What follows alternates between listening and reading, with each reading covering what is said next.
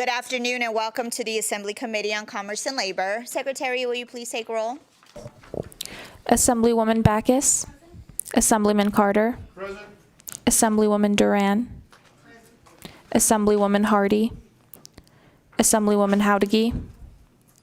Assemblywoman Kasama. Assemblywoman Monroe Moreno. Assemblyman O'Neill. Assemblywoman Torres. Assemblyman Yeager. Assemblyman Urick. Chair Marzola. And I am here. Please mark members present as they arrive. Welcome everyone that is here in Carson City, anyone in Las Vegas, and anyone with us over the internet. We will hear three bills today. We will hear Assembly Bill 167, or let me rephrase that. We will hear Senate Bill 167, Senate Bill 275, and Senate Bill 503. And I will not be taking those in that order. I will now open the hearing on Senate Bill 167, which prohibits the imposition of step therapy under certain circumstances. While you get ready, Senator, I just want to give everyone a couple reminders. When you are testifying, please remember to state and spell your name for the record. If you are testifying and have any exhibits, please make sure to provide the exhibits to the committee secretary prior to your testimony today. I expect courtesy and respect in all our interactions, even though we may not agree. And with that, Senator, you may begin when you're ready. Thank you. I have the baby chair. I love it. Thank you very much, Chair Marzola. For the record, I'm Marilyn Dondero Loop, representing Senate District 8 in Clark County, and I'm pleased to present Senate Bill 167, which seeks to prohibit using step therapy protocols for prescription drugs to treat psychiatric conditions. Step therapy protocols, also known as fail-first policies, are a cost-saving strategy used by private and public insurance companies to manage the prescription drug costs of patients. The concept is that step therapy is that patients must first try less expensive, generic, or older drugs before moving on to more appropriate and effective treatments. While this may seem like a reasonable approach to control healthcare costs, it also hinders the delivery of quality, personalized healthcare for certain psychiatric conditions. First and foremost, step therapy can delay access to necessary and effective treatments, which can be a danger to health and well-being of the patient. Patients may have to try several medications before they find one that works for them, which can take weeks or even months. Often these patients must just discontinue their treatment altogether. Research shows that step therapy protocols can impede patients' overall health and increase long-term costs, particularly for patients who require inpatient care after being required to use alternative drugs per the protocol. Second, step therapy protocols can be particularly burdensome for patients with complex and severe psychiatric conditions, which require specialized treatment plans. Standard treatment pathways built into step therapy protocols may not adequately address the specific needs of these patients. Finally, step therapy protocols can negatively impact the doctor-patient relationship by limiting practitioners' ability to provide the most appropriate and effective treatments for their patients having certain psychiatric conditions. Healthcare providers feel frustrated when they are unable to prescribe the most effective treatments for their patients, and patients may feel that their medical care is being dictated by the insurance company rather than by their practitioner. Patients or their families are then forced to advocate for the care they need, appropriately prescribed by their doctor, to remove these insurance barriers. So today with me, and these testimonies will really tell you why we need these pieces. So today with me, I have Abby and her mother, and I would like for them to tell you their story to illustrate why this bill is so important. This is the third time we have presented this bill, and Abby and her mother have been right here by my side, so I applaud them. Abby is our current Miss Virginia City, and so Abby, please go ahead. Hello, my name is Abby Bernhardt. I'm with the National Alliance on Mental Illness. At 3 years old, I was diagnosed with bipolar disorder. I experienced manic episodes and rapid cycling. I had so much anxiety, sadness, and anger all at once. By middle school, the mania turned to depression, and I found myself in crisis. My doctor put me on medications hoping one would work for me. When one didn't, he added another, until eventually I was on 10 medications and still in crisis, only now all of the medications were affecting me. Anxiety and depression increased, and I suffered hallucinations, which I have never had before and haven't had since. Perhaps one of the scariest memories is the sleep paralysis. At one point, I was hospitalized and received a new doctor who started decreasing the medication over time. I experienced withdrawal from the medication, which added extreme additional symptoms. When I first became depressed, I could deal with the depression and the pain to a certain degree. Eventually it became harder, and I couldn't get through the day. I started to disassociate. I became convinced life was not real. Maybe I was drowning underwater or in a coma, dying. It was like a dream in which I came in and out of reality. I couldn't see a way out of my pain, and I was beyond what I could handle. At 10 years old, I attempted suicide. The weight of the world consumed me, and the loneliness and sadness consumed me, and at suicide, 10 years old, seemed like my only solution to my problem. Doctors fought Medicaid trying to manage my medications, but lacked control over what medications were approved due to the power insurance companies have over coverage. I know the importance of medication. It gave me my life back. If doctors were able to choose medications based on need, I would have not have suffered so much trauma for so long. The memories of my suicide attempt left me with reoccurring nightmares in which I relive that horrible day in every detail. Now when I get depressed, I fear the nightmare I once lived.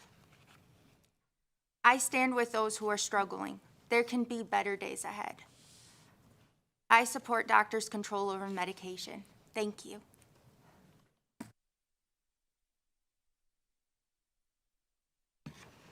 My name is Erica. Abby is my daughter. Abby was diagnosed with bipolar disorder when she was 3 years old. Medications have always been a huge part of our lives. Insurance companies have a list or a formulary of medications they approve for treatment. Medicaid and other insurance companies are no different. They have all the control over your treatment, not the doctor. Doctors are left choosing medications off your plan, not off your specific need. It was difficult to find the right medications because Abby had to try other medications first that did not necessarily fit her needs. And the medications that she did need were not covered. I could not cover the medications myself because the cost was well over $1,000 a month, such as Abilify. This is one of the medications she needed. As a parent, you feel responsible for providing care. I watched helplessly as my 10-year-old daughter's condition deteriorated. I was terrified. I tried hard to stop what was happening. I hospitalized her. In fact, I had her hospitalized 13 times to try to get the condition under control. As I was given a list to look for signs of suicide, one night my fear became a reality. How could this happen? It took her years to get to this point, but the lack of the right medications caused it. Medication should be between the doctor and the patient, because the doctor would select the medication based on her specific need, not the cost. Thank you. And thank you so much, Chair. And I have heard this story so many times, and every time I hear it, it still makes me feel the same way. That as a mother, that I would have to deal with this, and Erica has been dealing with this with our dear Abby. So with that, I would just say Senate Bill 167 prohibits health insurers, including Medicaid, state and local governmental employee-based plans, amongst others, from imposing a step therapy protocol for a drug that is appropriately prescribed to treat a psychiatric condition if the prescribing healthcare practitioner reasonably expects each drug required to be dispensed according to the step therapy protocol to be ineffective. And I also have with me today Jeanette Beltz, who can provide additional information if need be from NAMI. Thank you. Thank you, Senator. Does that conclude your presentation? It does, Madam Chair. Okay.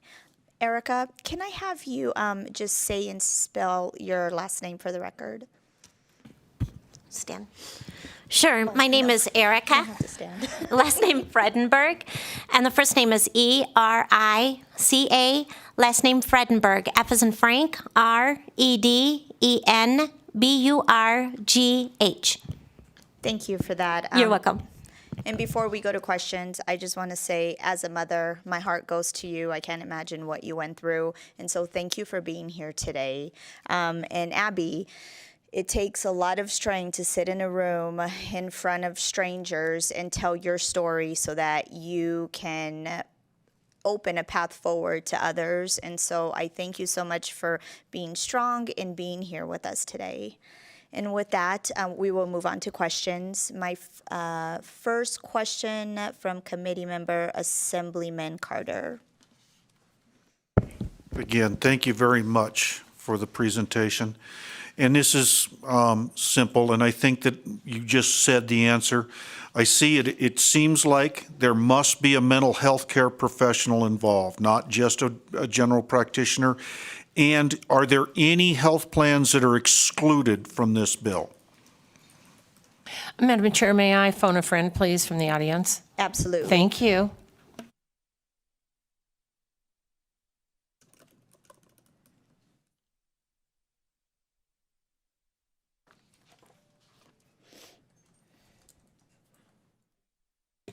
Madam Chair, members of the committee, Jeanette Bells for the record, representing the National Alliance on Mental Illness, Nevada. Thank you so much for the question. First, to your question regarding who can prescribe. Just wanted to say that the bill originally was extremely broad, and that was one of the amendments that brought us to the first reprint. There is, if you look, for example, so these are all just sections of law. So for example, section 1, sub 4, it would be allowed for a primary care provider to work in conjunction with the other practitioners if that patient is more than 60 miles away from that care. Because we wanted to make sure that that was available in rural areas as well. And in terms of all of the various chapters that this does amend, I would probably turn to legal to see who might have been omitted. But I know that generally the state is not allowed to impact the ERISA or ERISA-like plans, so those would be excluded. But I am happy to say that it does include Medicaid as well as the Public Employee Benefits Program.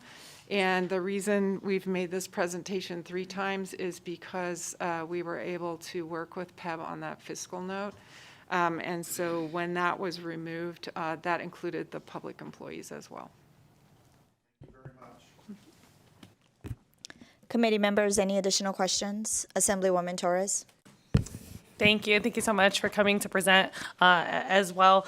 I just had one quick question about like what this would look like if an individual does application, the insurance says that they need to go through step therapy. What does it look like for that patient in order for them to get approved and get the medication that they need?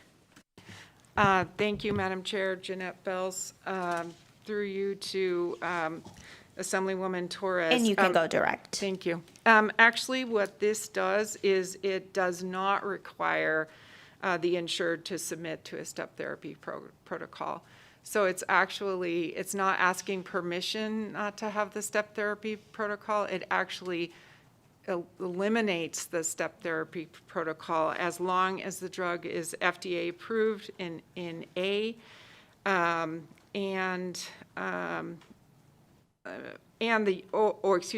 the use of the drug to treat that psychiatric condition is otherwise supported by medical and scientific evidence.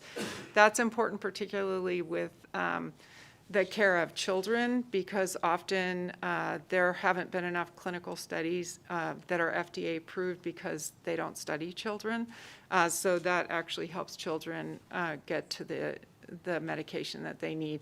And we also have Dr. Cole here, who would be way better at explaining that than me. Thank you. And one quick follow-up, if I may. And this might be actually for Dr. Cole, because I do know with some medications there is some overlap too about like what it might serve. Like it might help with one thing, but it also helps with a different thing. So how would the pharmacy, what does that process look like so that the pharmacy knows that this is something that is related to a psychiatric condition and step therapy would not apply there?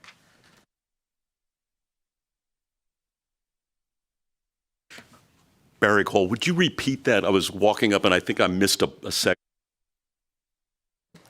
Yes, thank you. So sometimes I know that there are like medications that do multiple things. How would the pharmacy know that this is a medication that's specific to a psychiatric condition and not for something else?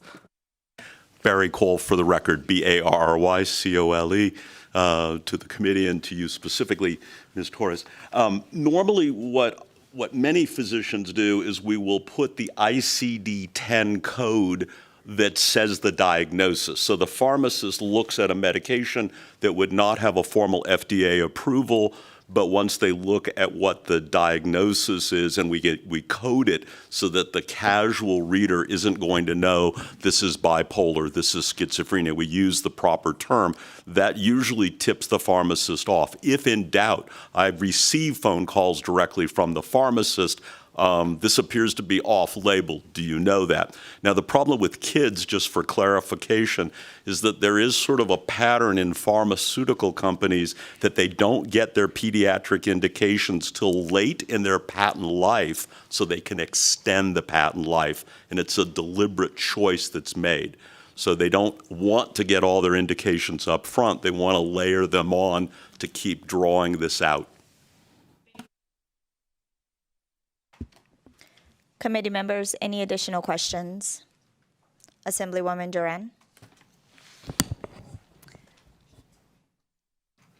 Hi, and thank you for your presentation today, Senator, as well as the panel. So I was reading in here, is there any consequences for somebody that doesn't allow this to happen for the insurance group? Is there any consequences they would have to pay a fine or anything like that if they do not abide by this statute? Madam Chair, Assemblywoman Duran, no, there is no consequence that's written into this bill if that doesn't happen. So what happens if they don't approve the medication? Is there some recourse they would, how would it get paid if they're not going to allow this to happen? Let me just, and I don't know if someone is here from the Insurance Commissioner's Office, but there are some consequences for example, in Section 10, and I'd have to see where they are in other sections as well. So if you look at the top of page 10, it says so that section of statute, for example, 695C, relates to HMOs, and it says that, And I can have legal chime in as Yeah, well thank if you. that helps. Thank you, Madam Chair. Sam Quas, Committee Counsel. If you take a look at NRS 680A.200, that's consequences for failing to comply with the provisions of the insurance code. And so the commissioner would be authorized to suspend, limit, revoke, an insurer's certificate of authority. There's also an administrative fine of not more than $2,000 for each act or violation.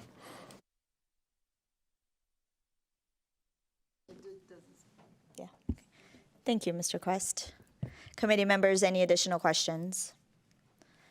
I don't see any, so we will begin with support testimony.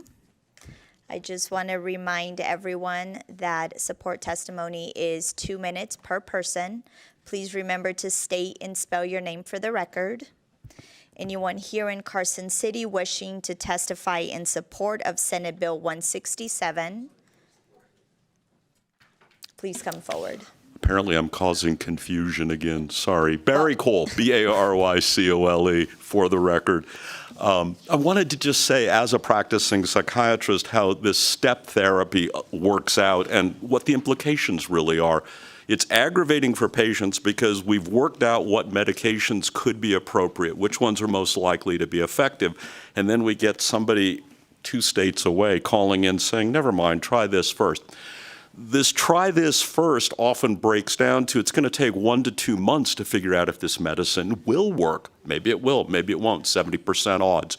But the problem is once we've tried it and it's failed, now I have to do a detox from that medicine, sometimes before I could cross to another medication, and that takes more time. So if I'm following a protocol, it could take months. I mean, we're talking a half a year to a year to finally get to what I'm trying to get to.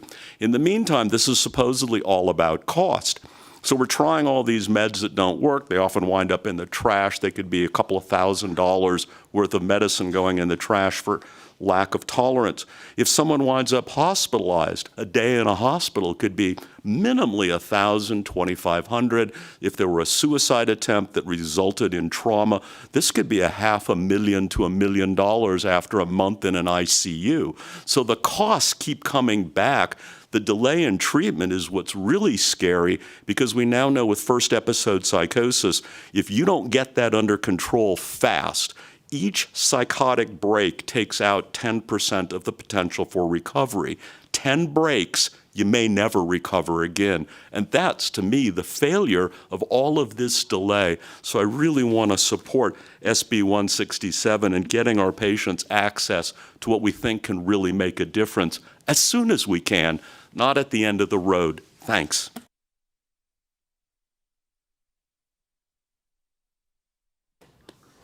Good afternoon, Chair Marzola and members of the committee. For the record, my name is Hannah Branch, HANNAH,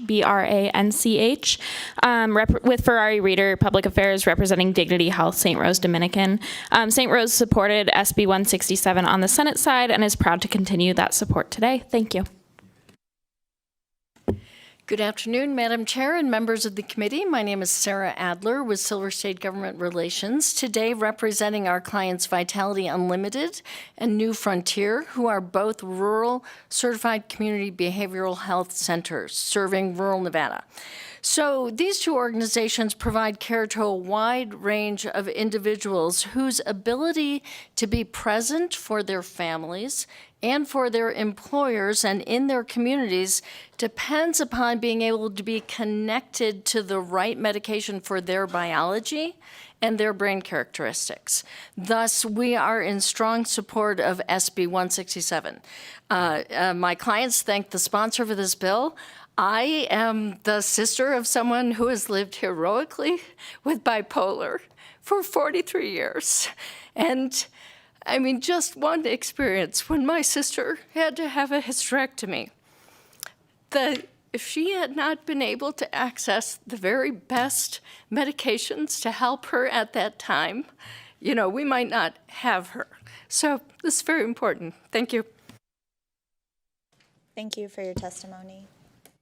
Good afternoon, Madam Chair, members of the committee. My name is Sarah Watkins, representing the Nevada State Medical Association. As a physician and patient advocacy organization, we're in strong support of SB 167. It ensures continuity between the patient and the physician, and we thank the bill sponsor for this. Thank you. Is there anyone else here in Carson City wishing to testify in support? I don't see anyone. Is there anyone in Las Vegas wishing to testify in support to Senate Bill 167? Broadcast, is there anyone on the line? Callers, if you'd like to testify in support of Senate Bill 167, please press star 9 now to take your place in the queue.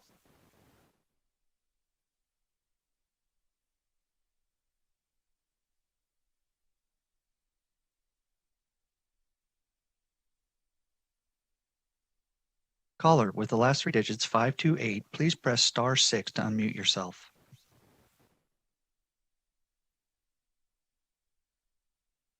Good afternoon, Madam Chair, members of the committee. For the record, Liz McMiniman, Retail Association in Nevada. First of all, I'd like to thank Senator Don Darrell Luke for bringing this piece of legislation forward.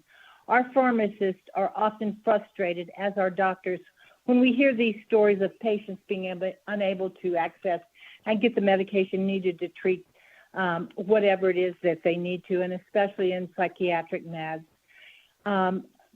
Pharmacists are at the front line of this and are often the ones that are interacting with the patients, and these can become unnecessarily antagonistic when we give the power to the insurers and the PBMs out there to determine what medications they think are necessary, as opposed to the doctor themselves and the pharmacist who is there with the patient.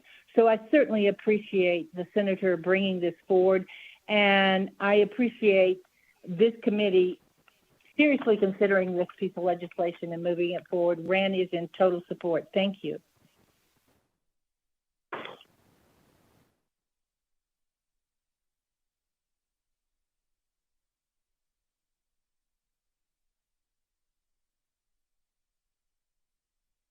Good afternoon. My name is Kathleen Kruk, Kathleen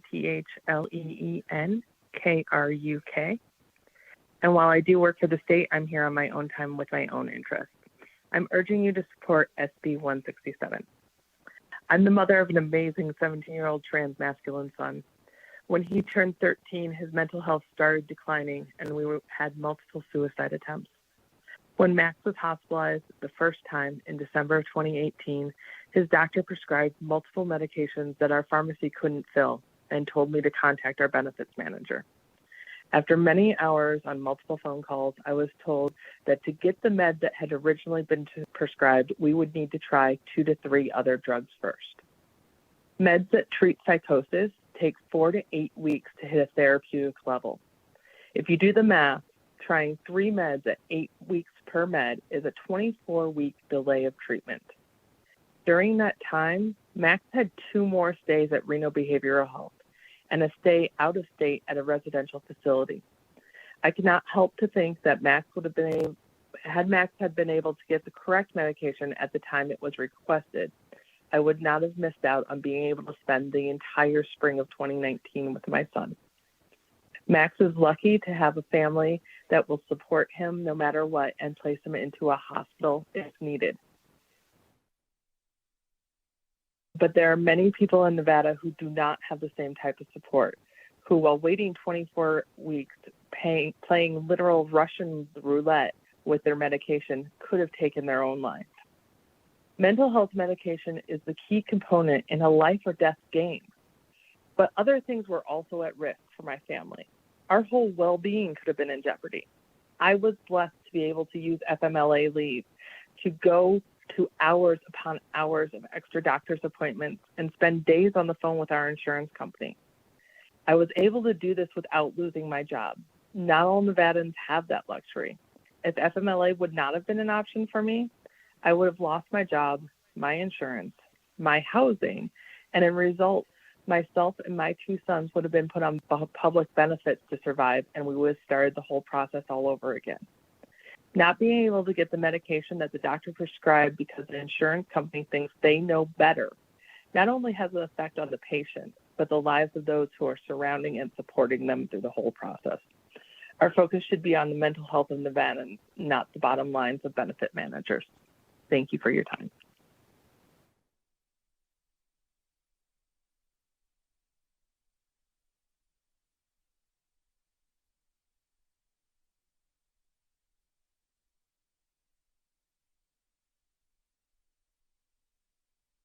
Good afternoon to Madam Chair and all committee members. My name is Steve Schell, S-T-E-V-E-S-H-E-L-L.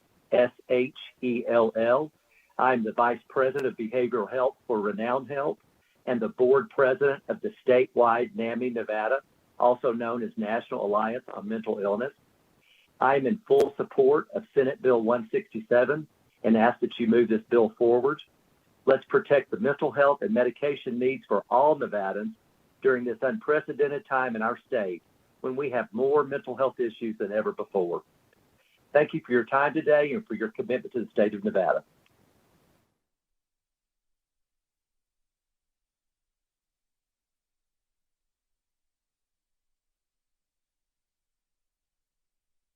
Board President of the statewide NAMI, also known as NAMI. Caller with the last three digits, 305. You're unmuted and may begin. Hello, this is Dr. Leslie Dixon, Lesley-Dickson.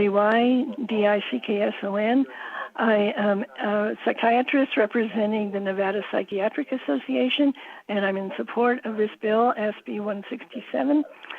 I've been in practice for 40 years, and I remember the days when we were using the first generation medications, which are what frequently is what is required or requested for this step therapy.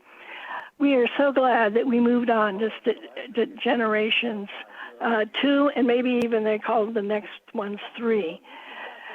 The improvement in the new medications in terms of both treating psychotic symptoms and preventing some of the unpleasant side effects that lead patients to quit taking their medications and lose faith in their doctors is significant. And so I want to eliminate the need for doing step therapy and let us prescribers go to the drugs that we know will be the best for our patients.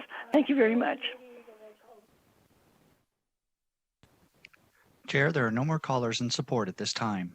Thank you. We will move on to opposition testimony to Senate Bill 167. Is there anyone here in Carson City wishing to testify in opposition?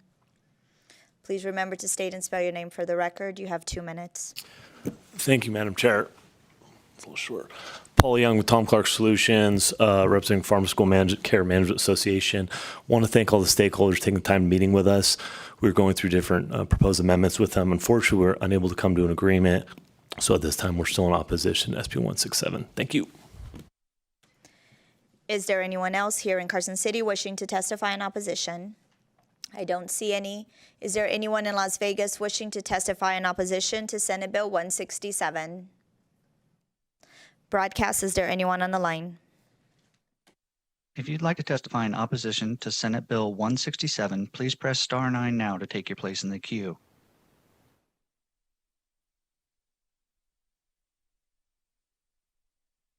Chair, we have no callers in opposition at this time. Thank you. Lastly, we will go to testimony in the neutral position to Senate Bill 167. Is there anyone here in Carson City wishing to testify in neutral? I don't see anyone. Is there anyone in Las Vegas wishing to testify in neutral? Broadcast, is there anyone on the line? If you'd like to testify in neutral for Senate Bill 167, please press *9 now to take your place in the queue.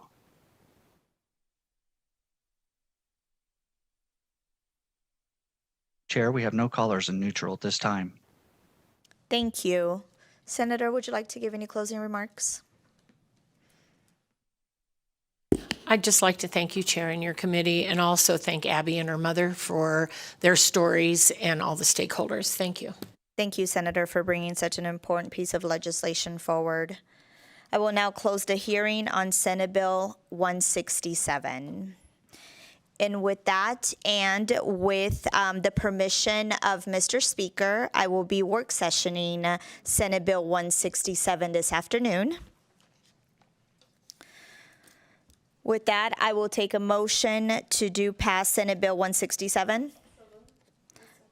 I have a first from Assemblywoman Torres, a second from Assemblywoman Monroe Moreno. Is there any discussion on the motion? I don't see any. All those in favor say aye. Aye. All those opposed say nay.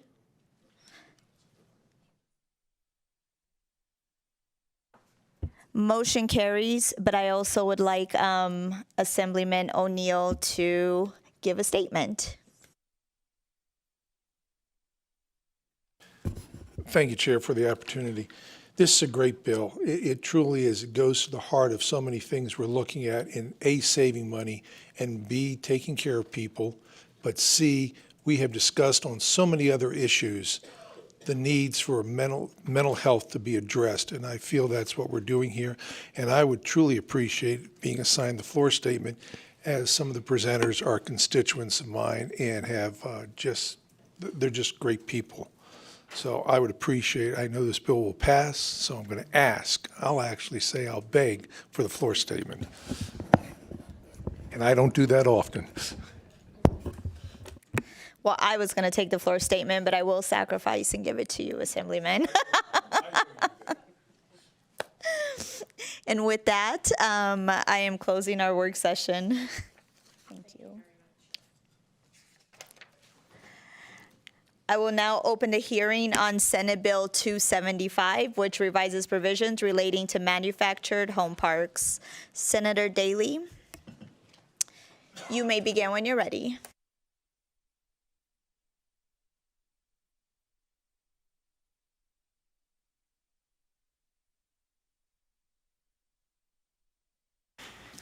Thank you, Madam Chair, members of the committee. My name is Skip Daly, representing Senate District 13, here to present Senate Bill 275.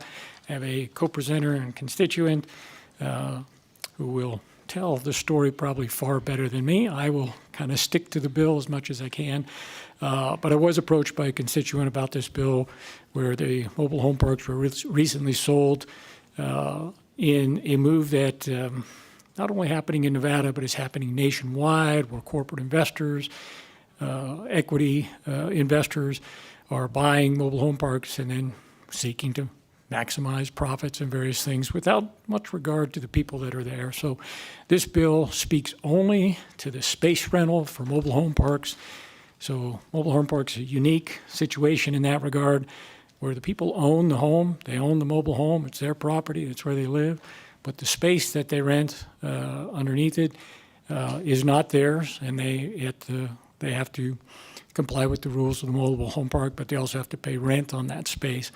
So if the rents go up higher and higher, it potentially causes these people to not be able to afford their house anymore.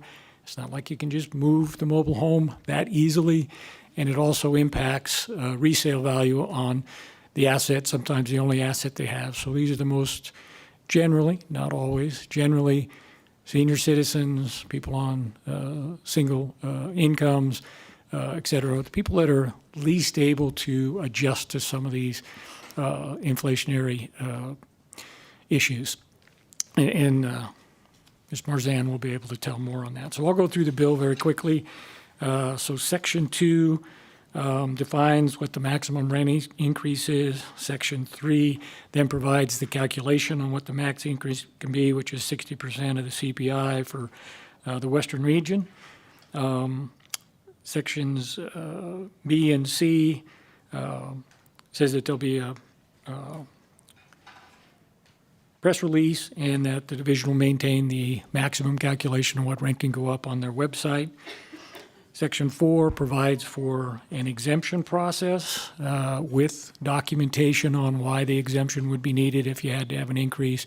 And they do have to justify that through documentation and proof satisfactory to the Housing Division.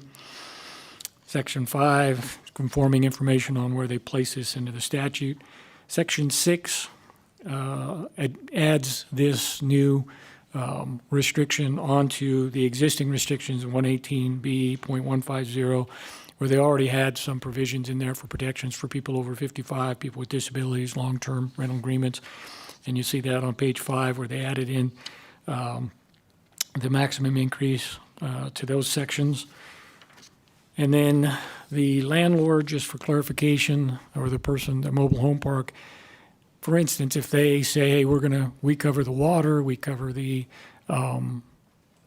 garbage, we cover the sewer, if they have actual increases to those are passed through, they can't put markups on them. If those go up, it would not be subject to this maximum increase on the rent for the space.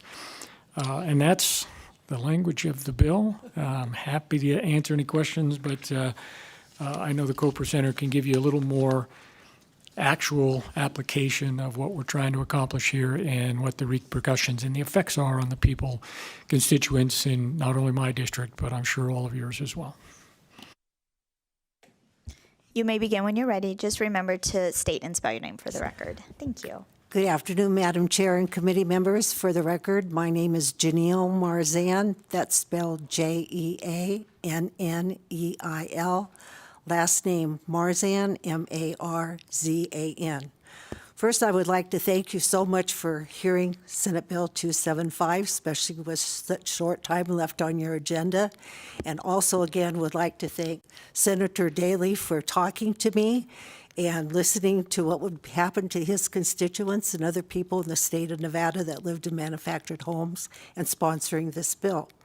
In February, when I discussed this with Senator Daley, I was only concerned basically about my manufactured home park that I lived in, which was Sierra Royal, a senior park in Sparks, Nevada, that was sold by a family who had some financial crisis, and they didn't even know how Carlyle Corporation found out they were for sale, but they did, and we were sold. At that time, I became very concerned because there were discussions and they had shown that they were going to increase the space rents for new people moving into our park by about 27% and the sister park by 75%. Now, that had not happened to the existing people yet, but in the laws of manufactured home parks in the state of Nevada, there is a part that states that manufactured homes of the same size on the same size lots had to be charged the same amount of space rent. So basically, we're fearful of what's going to happen. What astounded me was that I recognized that over 60,000 people living in manufactured home parks in the state of Nevada. There are 30,000 spaces, and if you just put 2 adults into each one of those spaces, that's 60,000 people, and there are 400 parks in the state of Nevada.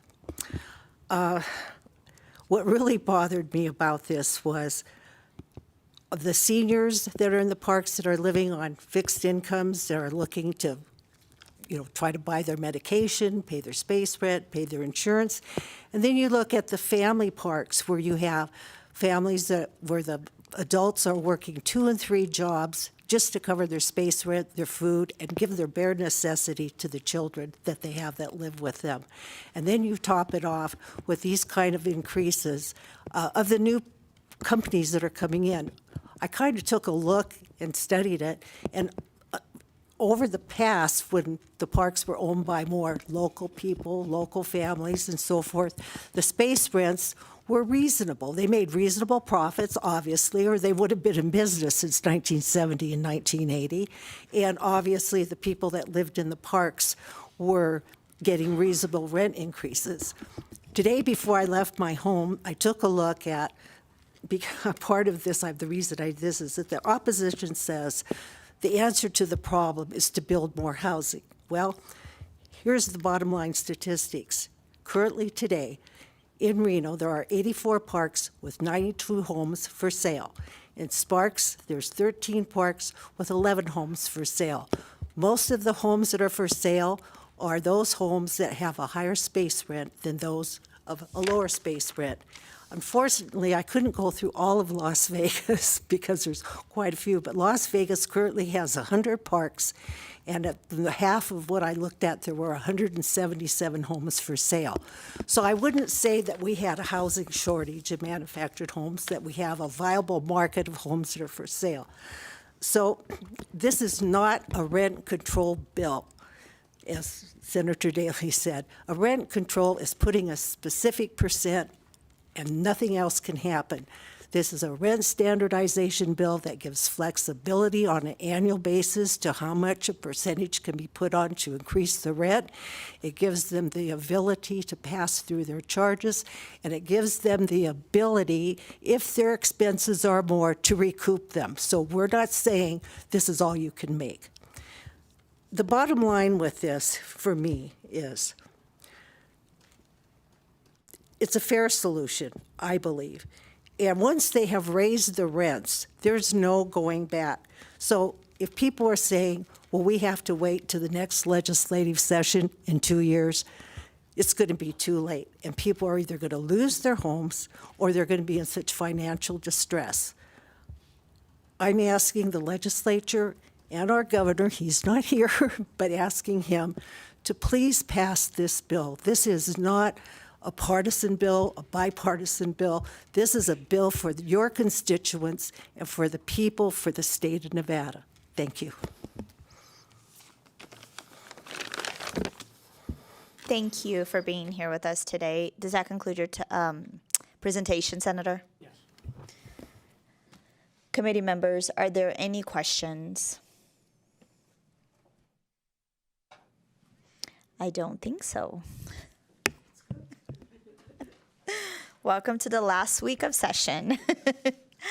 I will now open up testimony in support of Senate Bill 275.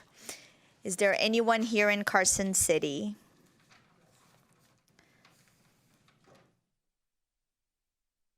We have 4 chairs, so perfect. And then as soon as you're done, if you can get up to give someone else a chance to come as well. Okay. Please remember to state and spell your name for the record.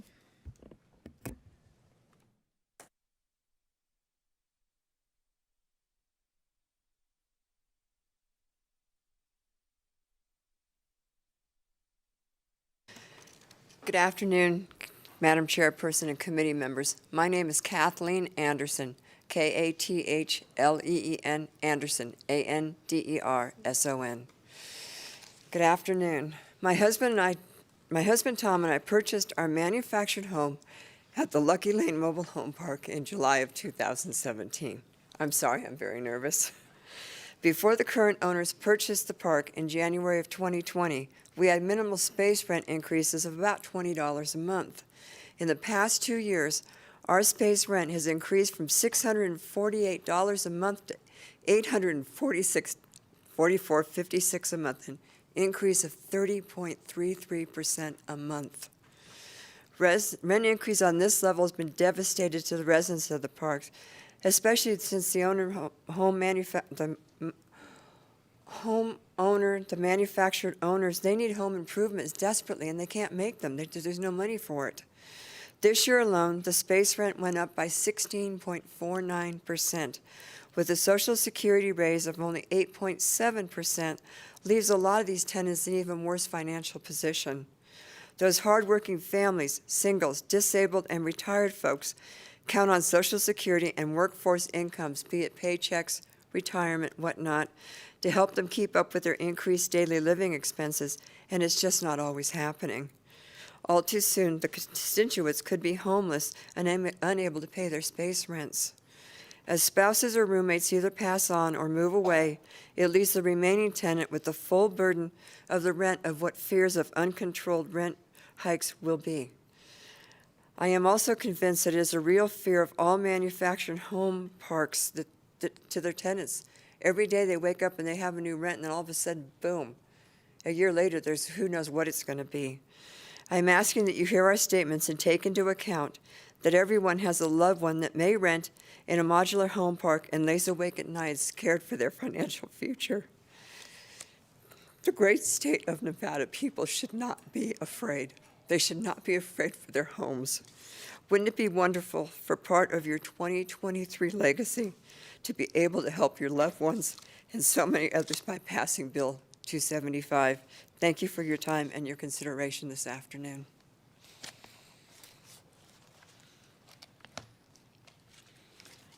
Who's next? And you can begin when you're ready. Madam Chair and committee members, hello, my name is Tony Neidle, Niedle. I live in Reno at the Donner Springs Manufactured Home Park. I'm a 69-year-old retired registered nurse that devoted much of my life working as a nurse at the VA hospital until I was forced to leave to take care of both of my parents with dementia, both vets. This bill is crucial for my very existence. Without it, I will have nowhere to live. Currently, I spend 30% of my meager $2,000 Social Security income on rent, 20% on utilities that keep going up, 30% on insurance, and 10% on my medications that I'm forced to take every other day so that I can continue to afford them.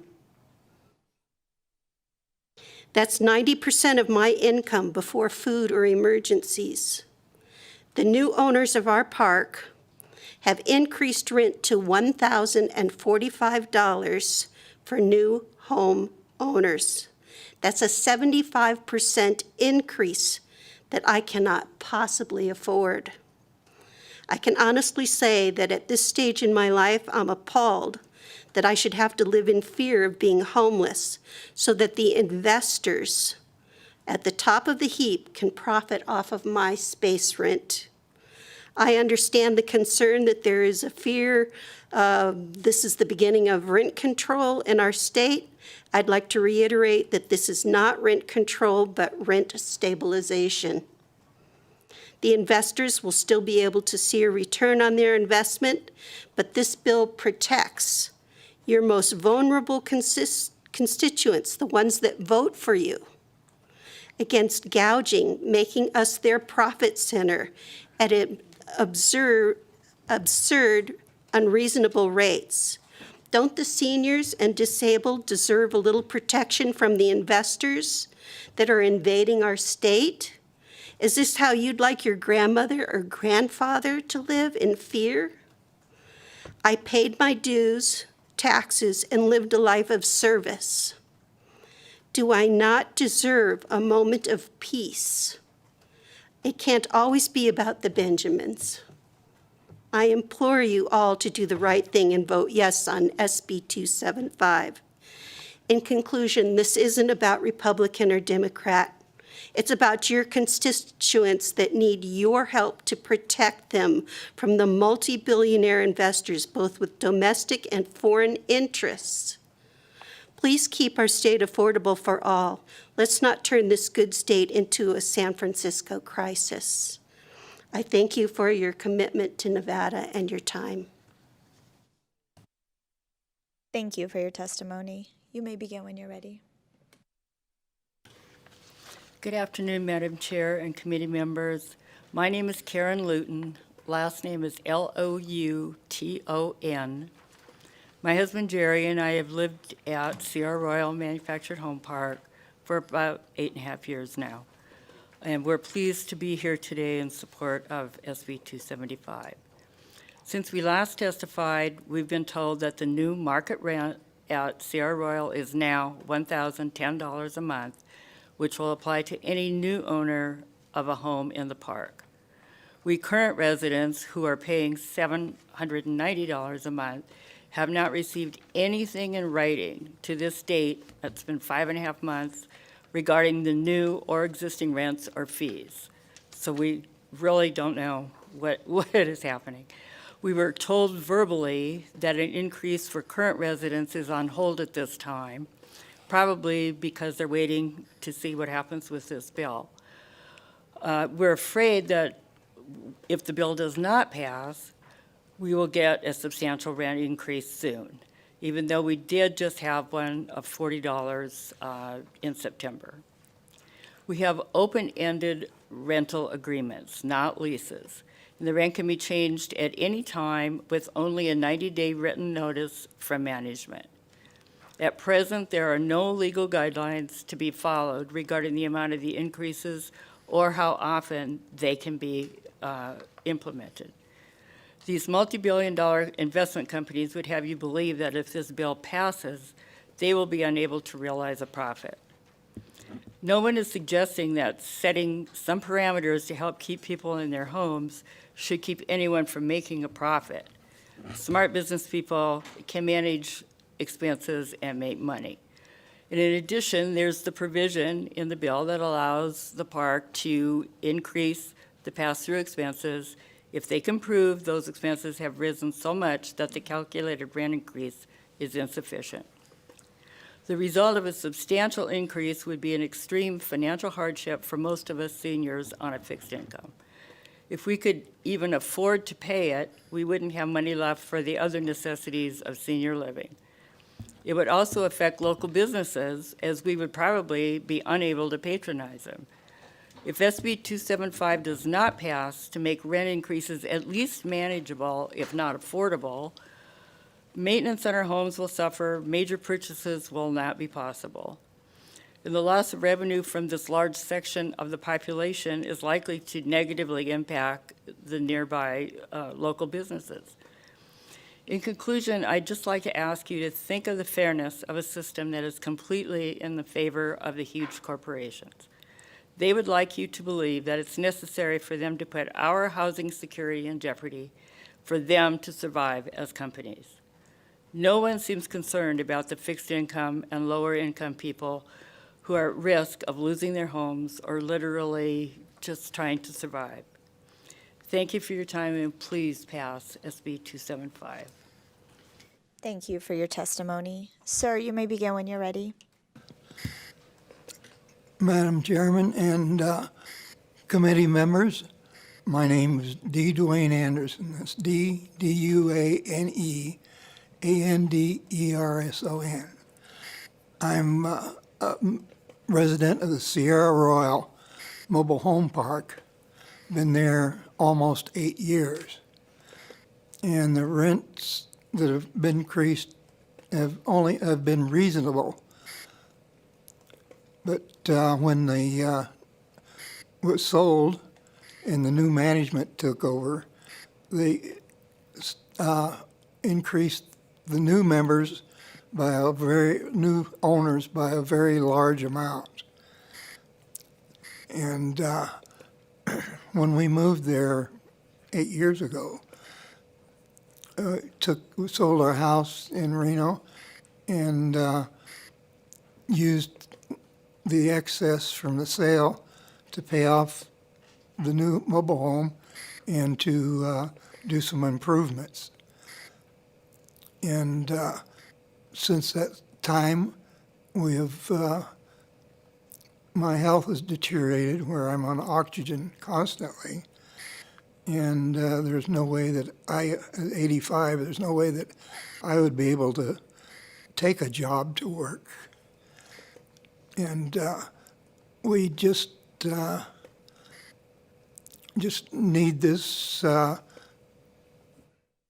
legislation to pass so that we will be able to remain where we are and not be forced to find some place where we could afford, and there's probably not anything more affordable than a mobile home park. Thank you. Thank you for your testimony. Is there anyone else here in Carson City wishing to testify in support of Senate Bill 275? I don't see anyone. Is there anyone in Las Vegas wishing to testify in support to Senate Bill 275? I don't see anyone. Broadcast, is there anyone on the line? Callers, if you'd like to testify in support of Senate Bill 275, please press star 9 now to take your place in the queue.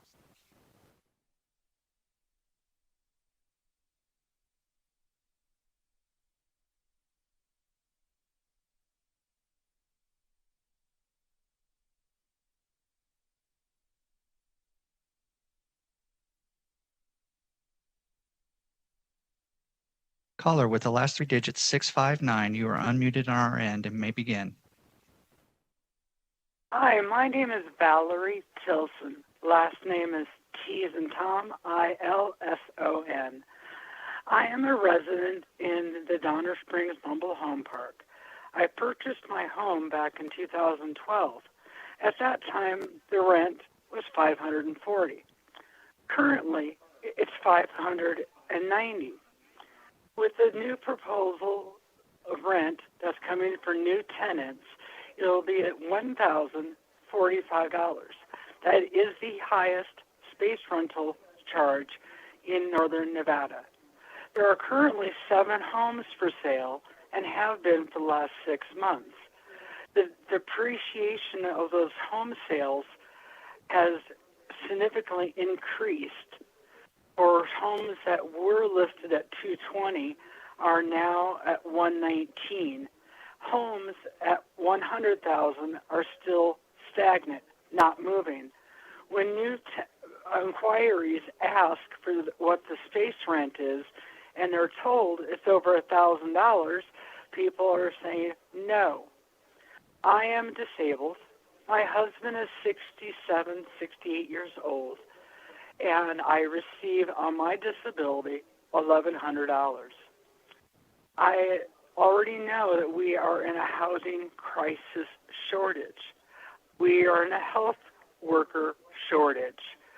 When the new property management held a meeting to notify us of their requirement, we had a full house of people attending, scared out of their minds, wondering what's going to happen to them because there's not adequate housing for them to go. I notified the city, the county, the press, and was ignored. Skip Daly has been the only one who has listened and addressed the issue. And I want there to be protections for seniors as I get older, and it seems like it's this demographic that seems to get slighted, and time is something that we cannot afford.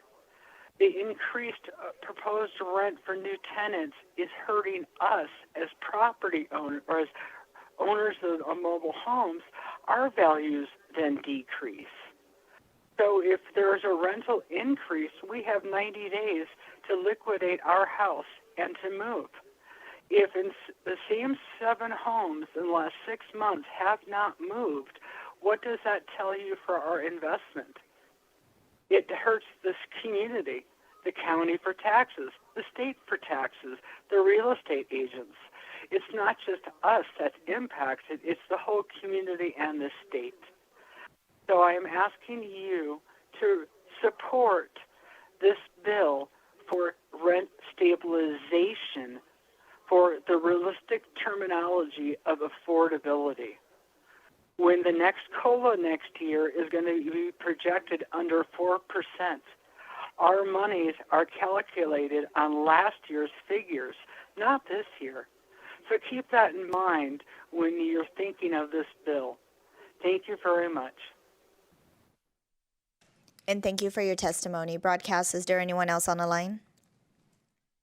Chair, there are no more callers in support at this time. Thank you. We will move to testimony in opposition to Senate Bill 275. Is there anyone here in Carson City? Please remember to state and spell your name for the record. You have 2 minutes each.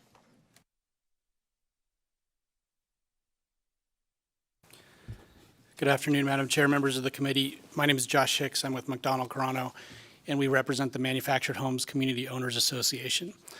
The association is a small nonprofit organization that focuses on issues related to manufactured home communities. The association stands in opposition to SB 275 because it is a short-term reaction that will have negative long-term consequences for the tenants of manufactured homes communities. Housing prices are a function of supply and demand. The more housing options Nevadans have to choose from, the more stable the housing market becomes. Rent control policies like SB 275 only serve to limit housing options by disincentivizing the construction of new housing supply and by impacting the ability of park owners to maintain and invest in the quality of manufactured home communities. Manufactured home park owners tend to look to other markets and states that implement artificial rent controls.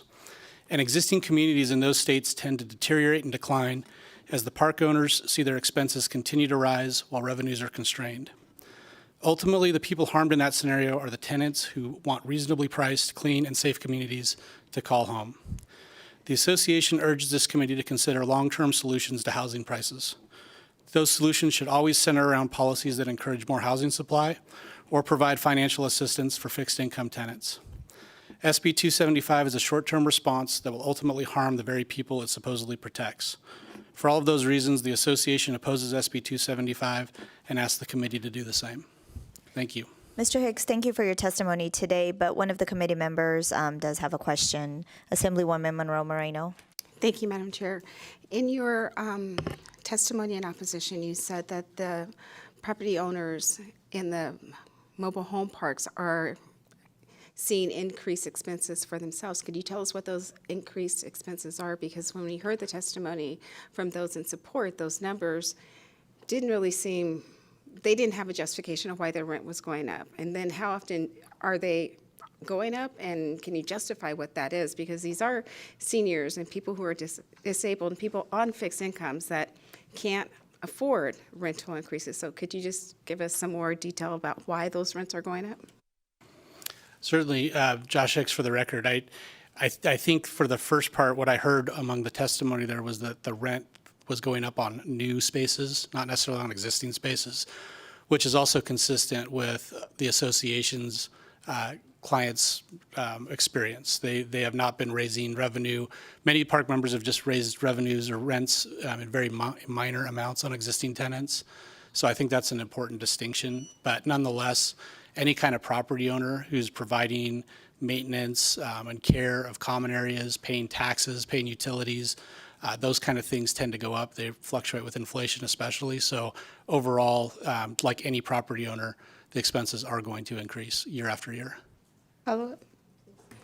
So one of the testimony, one of the people testifying said that their rent was $22 when they first moved in. It's gone up increasingly by like 33%, and now it's into $800 a month for their space that they're living in. And then when the taxes go up, are the tenants informed of the taxes and the utilities that are going up to justify the rental increases? Josh Hicks, for the record, yes, I understand that they are. And that's across the board at every mobile home park or just some?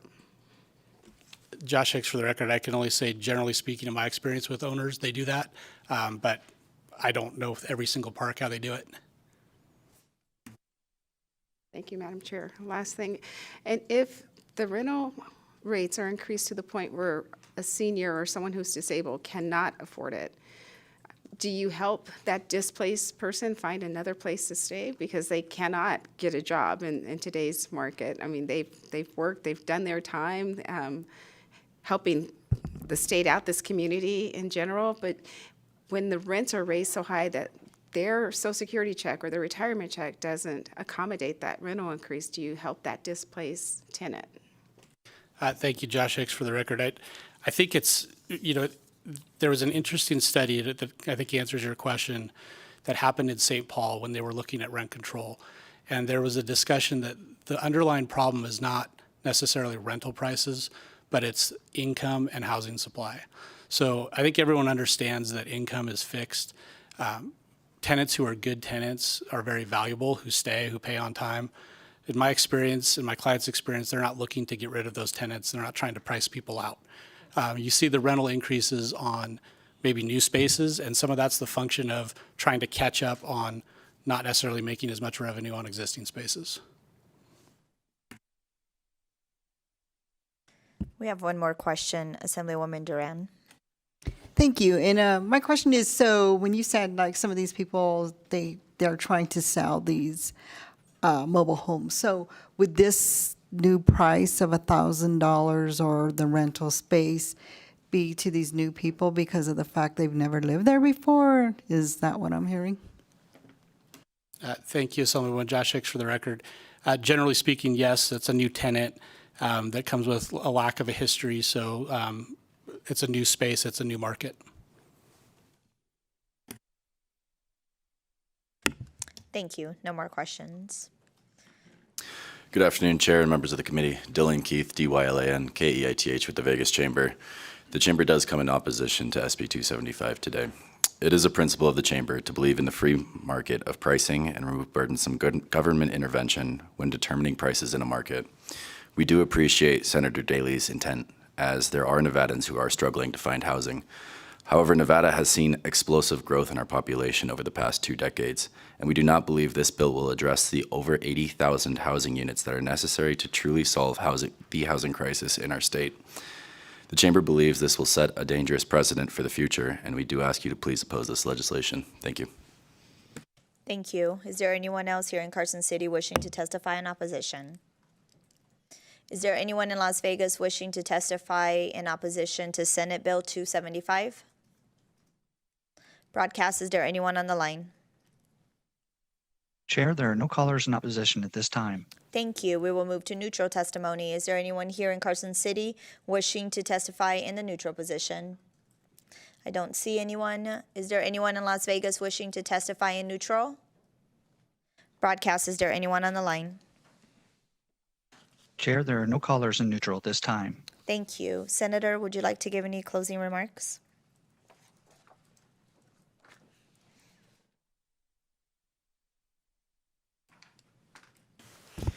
I broke it.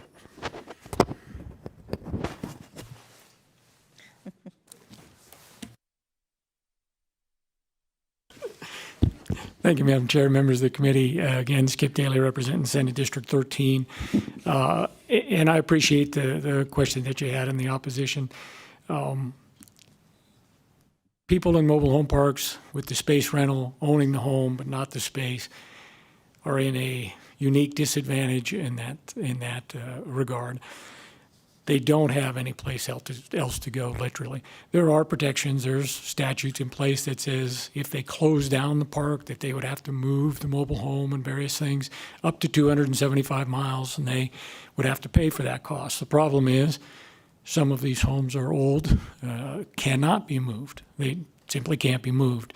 When that rent increase goes up, and I know right now they're saying only on existing spaces, but if you've been paying attention at all across the country on whether it's apartments, housing, mobile home housing, whatever it might be, every investor that's doing this, especially on the corporate side, the private equity investments, they're looking to hit the market rate. Whatever the market rate is, market will maximize profits. Now, I don't necessarily want to see those people maximize profit or not be able to get a return on their investment. But at some point, we have to address the issue and look at the reality of it and try to stabilize it for the most vulnerable people in our society in these mobile home parks. When we started mobile home parks in the 70s and the statutes, if you go look in the state of Nevada, it was meant to be the solution for low-income housing or to have people have affordable housing and various things. And if we price this stuff out where a person can't sell or get their market value out of their investment because the rent on the land is so high, that causes their property value to go down. And it's an unfair situation. And what I can tell you about most investors in the testimony in the opposition was that as an observer of human nature, it's consistent and predictable. I know what the people will do. They're going to try to hit the market rate, maximize their profits. And what actually happens to the people, that's our job to try to make sure that it's done in a fair and equitable manner for those people. So I encourage you to support the bill. Thank you. Senator, before you go, there's actually a couple of questions. Just for my clarification, so is there a time where if you don't own your mobile home, you would be paying for your mobile home and the space that you're renting? Madam Chair, again, Skip Daly for the record. Yes, there are people, so if someone, the ones that they said are for sale, if someone buys that mobile home, unless they pay for it cash, they're going to have the payment on the mobile home and the payment on the space. And that's where the problem, like I was saying, starts to come in. People are not going to buy that mobile home and say, oh, this is affordable, or at least it's in the area, $200,000, $300,000, whatever it might be able to make the payment on that plus $1,000 space payment. It's as much as if you were buying a house somewhere. And those are some of the issues that are changing the affordability on this. And the people that are in there, if they get their increase and they're on fixed income, they may not be making their mobile home payment, but the space payment, as you heard in testimony, is going to cause them to do that. And I know there was one thing that we need to solve, the housing crisis and various things. This bill isn't designed to solve the housing crisis, but it is designed to not add to it. Thank you for that clarification. Assemblywoman Monroe Moreno, do you have a question? I do, Madam Chair, thank you. In your research for this piece of legislation, did you find if the property owner of the mobile home park has a cap on the property taxes that they pay because of the way that Nevada's property taxes structure is, or does it go up annually since it's a commercial property? Thank you, Madam Chair. Again, Skip Daly for the record. So your understanding of the tax laws in Nevada are probably better than mine, but I do know quite a bit. So yes, they would have the 8% cap if the actual value went up on the property that they have. But we also have the depreciation, which applies. So that amount has already been reduced. I know for a fact the 2 mobile home parks are at least 35, 40 years old. I worked on them actually when they were built, when I was still working in the field. The family that owned it before was Helms Construction, Robert Helms and the 2 sons. When they had to sell it, my understanding it's a Warren Buffett owned firm now.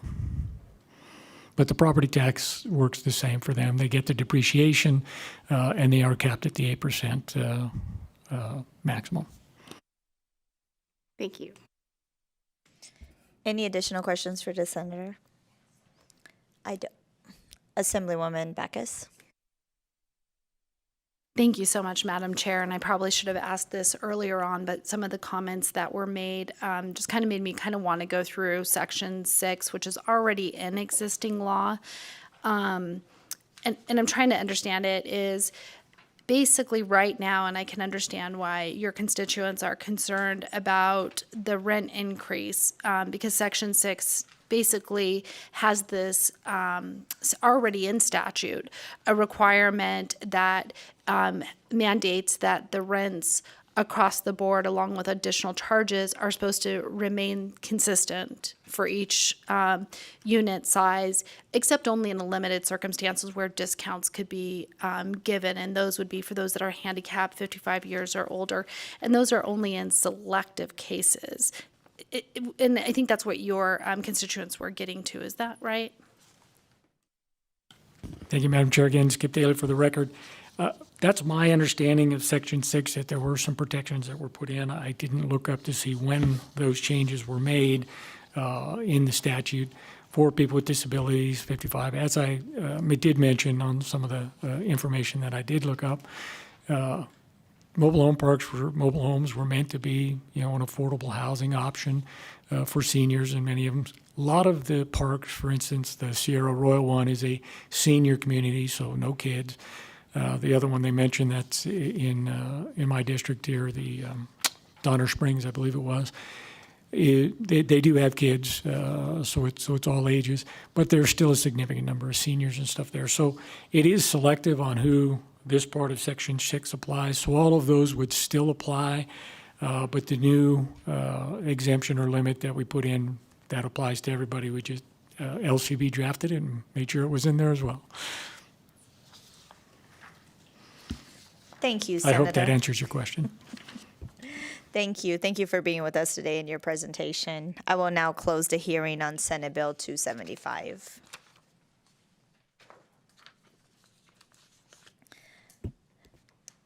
I will now open the hearing on Assembly Bill 503, which revises provisions relating to background checks.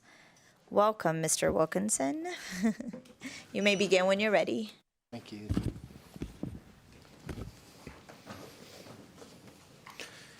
Good afternoon, Chair Marzola and members of the committee. My name is Bradley Wilkinson, BradleyWilkinson, and I'm here today in my capacity as an attorney in the Legal Division of the Legislative Counsel Bureau to present AB 503, a bill requested by the Legislative Council in coordination with the Records, Communication, and Compliance Division of the Department of Public Safety. Before beginning my presentation, I need to make the disclosure that as an employee of the Legislative Council Bureau, I'm prohibited from encouraging the passage or failure of legislation, but I can make recommendations on legislation. Originally, I'd intended to provide you with some historical background and context about Public Law 92-544, which authorized the FBI to conduct criminal history background checks for the purposes of licensing and employment. However, in the interest of time, I cut that all out of my presentation, but be happy to discuss it with anyone who wants to call me. We can talk as long as you would like. The revisions that you see in AB 503 today have actually been in the works for about 4 years. We started working on this project back in 2019 with the division to fix certain statutes that have been rejected by the FBI. Unfortunately, we were going to bring a bill last session. We ran out of time, so we figured we would try this session, cutting it a little close in this one too. The revisions in the bill address a variety of different problems the FBI found with our statutes. And let me start by saying I'm working from mock-up 3703, not the original bill. And when you look at that mock-up, you will see that I'm proposing to delete quite a few sections of that. Originally, this bill was going to be a fix everything once and for all bill, but upon further discussion and reflection, we decided that these issues required a little more consideration and input from licensing bodies. So we're hoping to keep working on that over the interim and come back in 2025 with another bill.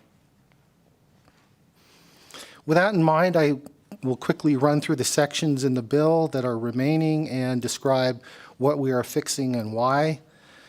Sections 7, 8, and 11 of the bill fix some statutes that exempt volunteers who are likely to have unsupervised contact with pupils from the requirement to submit fingerprints and undergo a background check if those volunteers had already had a background check conducted by another entity in the past 6 months. We cleaned up these statutes by clarifying that the entity which conducted the investigation must be a public entity. And we also did our best to make sure that the statute ticks off all of the requirements set forth in the federal guidelines. Sections 9, 12, 13, and 89 make additional changes with respect to the same background checks in the educational context. The FBI determined that these sections don't meet the requirements of the federal law because they improperly authorize the dissemination of criminal history record information to a private person. For that reason, we removed those provisions and made conforming changes as appropriate. Section 10 of the bill, the FBI rejected this statute because it believed that the language other auxiliary non-professional personnel is too broad a term for the purposes of background checks. So we replaced that term with paraprofessionals, which is a defined term in NRS. Sections 51, 52, and 53 of the bill pertain to dental matters and relate to statutes that were considered to be not specific enough in their references to dental terms, such that the persons who would be fingerprinted were not identified clearly enough. For example, there's no definition of dentistry in the chapter, so we added a definition of dentistry in Section 51. Section 52 makes a conforming change. In Section 53, the FBI felt that the language in the current statute referring to any of the special branches of dental hygiene, dental therapy, or dentistry were overly broad, so we simply removed that phrase. In Section 60, the FBI determined that one sentence in the Psychology Interjurisdictional Compact improperly authorizes dissemination of criminal history record information to private entities. So we deleted that sentence and specified that a compact state is prohibited from submitting to the coordinated database any criminal history record information obtained from a report of the Central Repository or the FBI. Section 61 pertains to marriage and family therapists and clinical professional counselors. Currently, fingerprinting authority only exists for an expedited license by endorsement, so we added specific authorization for the other types of licenses in Chapter 641A. Section 64 of the bill makes a minor technical correction relating to applicants for a license as a behavior analyst or assistant behavior analyst or registration as a registered behavior technician to clarify that an applicant must submit a complete set of fingerprints to the board for purposes of a report on the criminal history of the person from both the Central Repository and the FBI.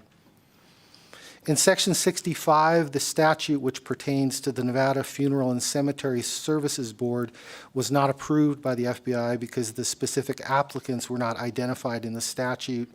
So we revised the statute to identify each type of license, certificate, or permit required pursuant to the chapter. Sections 81 to 84 pertain to the Cannabis Compliance Board and define the terms board member, officer, owner, and ownership interest for purposes of background checks of persons associated with medical cannabis establishments and adult use cannabis establishments. The FBI determined that those terms were overly broad without a definition. Section 85 makes a conforming change, and Section 89 of the bill repeals a statute relating to the State Board of Cosmetology that improperly authorizes the sharing of criminal history record information between certain entities. There's also a proposed amendment up on Nellis from Connor and Connor that relates to the provisions governing the Cannabis Compliance Board. And my office does not support or oppose those provisions of the amendment, but I am familiar with them and could discuss them if you so desire. And that concludes my presentation. Happy to answer any questions. Thank you. We will start with Assemblywoman Torres. Thank you. Thank you for going through the sections of the bill. And you did go through it pretty quickly, but I do believe that you spoke about Section 4, but I believe on the amendment that we have, it was removed. So I just wanted clarification on whether or not Section 64 was going to be removed. Oh, I'm sorry, you said Section 64? Yeah, 64, I think, which was on the behavior analysts. On page 23. Oh, okay. Actually, I believe we did review that. I think that one just came back as being okay.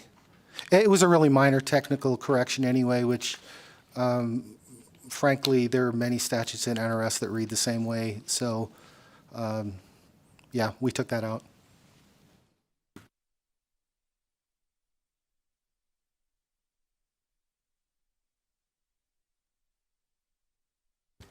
Yeah, just quickly, so for clarity's sake, sorry.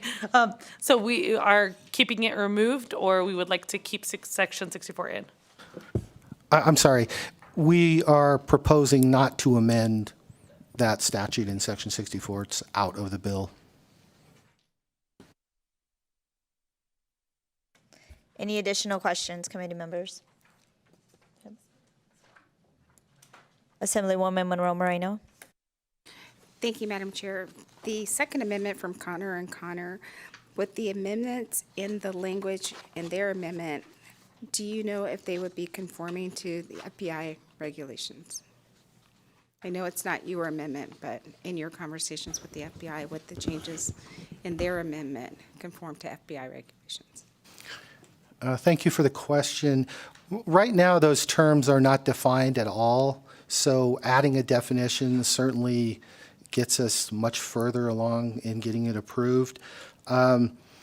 Their proposed amendment actually narrows the definition somewhat, which would possibly make it more likely to be accepted by the FBI than without the amendment.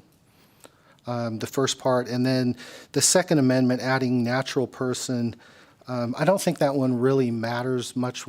It's clear from the context of the NRS that we're talking about natural persons, but it certainly doesn't hurt to add that into the statute because the FBI is always looking at the statute itself as a self-contained thing. They don't want to go back and flip through other parts of the chapter.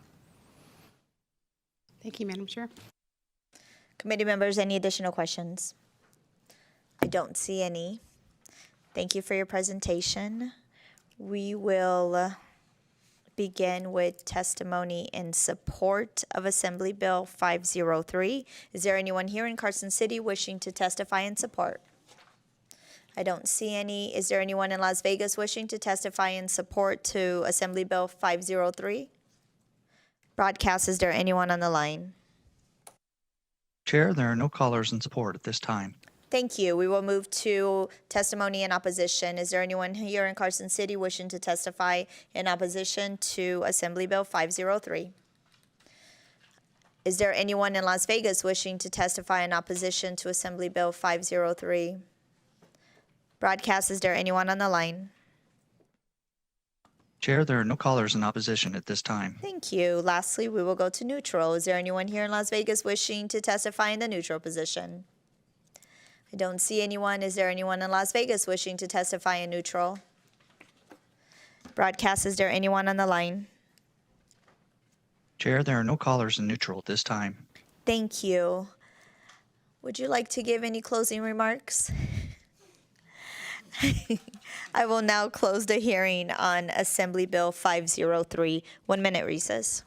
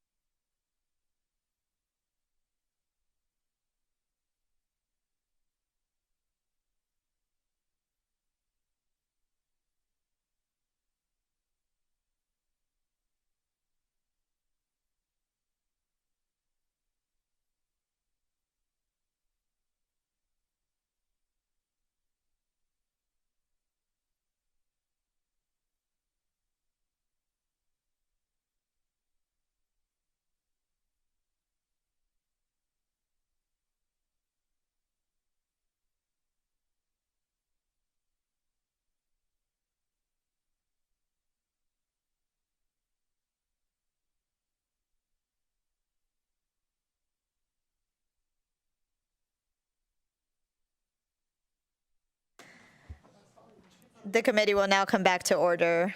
Again, with the permission of the speaker, we will work session Assembly Bill 503.